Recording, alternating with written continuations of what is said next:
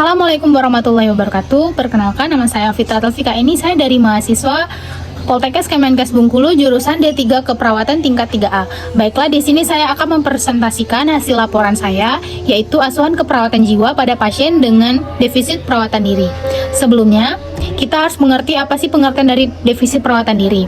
Defisit perawatan diri adalah gangguan kemampuan melakukan aktivitas perawatan diri, mandi, berhias, makan, serta toileting. Kegiatan ini harus dilakukan secara mandiri. Di Reja 2011. Sedangkan menurut SDKI tahun 2016, defisit perawatan diri adalah tidak mampu melakukan atau menyelesaikan aktivitas perawatan diri. Kurang perawatan diri adalah kondisi di mana seseorang tidak mampu melakukan perawatan kebersihan untuk dirinya sendiri. Next. Etiologi. Menurut Tarwoto dan Wartonan tahun 2015, penyebab kurang perawatan diri adalah kelelahan fisik dan penurunan kesadaran. Menurut Depkes Republik Indonesia tahun 2010. Penyebab kurang perawatan diri adalah yang pertama faktor predisposisi, yang pertama perkembangan, yang kedua biologis, yang ketiga kemampuan realitas turun, yang keempat sosial.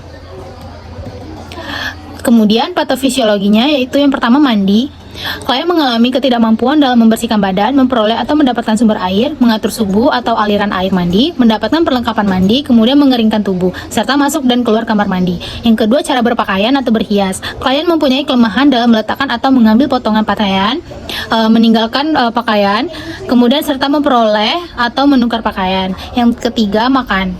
Klien mempunyai ketidakmampuan dalam menelan makanan, mempersiapkan makanan, menangani perkakas, kemudian mengunyah makanan, kemudian menggunakan alat tambahan, dan terakhir mendapatkan makanan. Next. Rentan respon. Yang pertama, pola perawatan diri seimbang. Saat pasien mendapatkan stresor dan mampu untuk berperilaku adaptif, maka pola perawatan yang dilakukan klien seimbang. Yang kedua, kadang melakukan perawatan diri, kadang tidak. Saat pasien mendapatkan stresor, kadang-kadang pasien tidak memperhatikan perawatan dirinya. Next.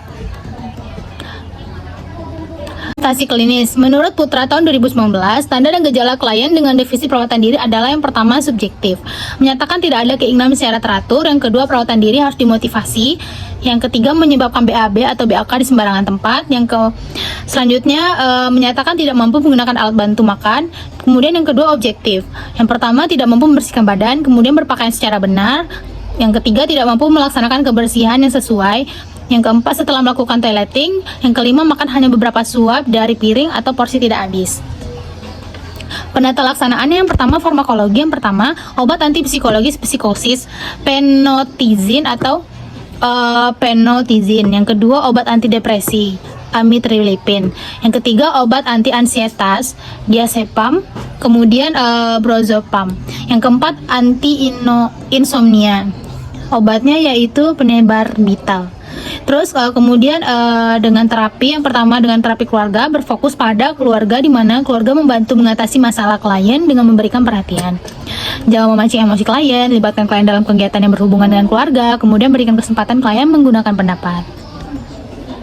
Kemudian yang terakhir, terapi aktivitas kelompok, berfokus pada dukungan dan perkembangan keterampilan sosial atau aktivitas lainnya dengan berdiskusi serta bermain untuk mengembalikan keadaan klien karena masalah sebagai orang merupakan perasaan dan tingkah laku pada orang lain.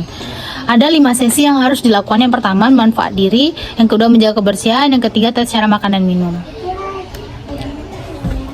Kemudian selanjutnya komplikasi. Dampak dari defisit perawatan diri menurut Damayati tahun 2012. Yang pertama, dampak fisik. Banyak gangguan kesehatan yang diderita seseorang karena tidak terpeliharanya kebersihan perorangan dengan baik. Gangguan fisik yang sering terjadi adalah gangguan integritas kulit, gangguan membrane mukosa atau membran mukosa, mulut, infeksi pada mata dan telinga, dan gangguan fisik pada kuku. Yang kedua, dampak psikososial. Masalah sosial yang berhubungan dengan personal hygiene adalah gangguan kebutuhan aman nyaman, kebutuhan cinta mencintai, kebutuhan harga diri, aktualisasi diri, dan gangguan interaksi sosial. Baiklah, selanjutnya konsep asuhan keperawatan defisit perawat diri.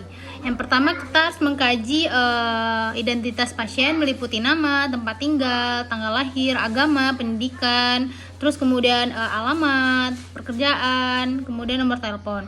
Kemudian yang kedua, alasan masuk. Tanyakan kepada klien atau keluarga, apa sih yang menyebabkan klien atau Baiklah, selanjutnya pemeriksaan fisik. Pemeriksaan fisik kita harus memeriksa dari rambut, kepala, mata, hidung, mulut, gigi, telinga, kulit, dan genitalia.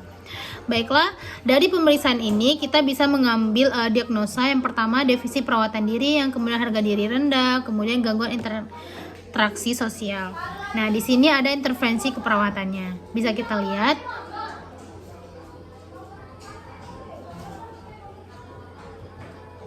Baiklah, itu saja yang bisa saya sampaikan. Apabila ada kesalahan kata, saya mohon maaf. Pada Allah saya mohon ampun. Wabillahi taufiq wal hidayah. Wassalamualaikum warahmatullahi wabarakatuh.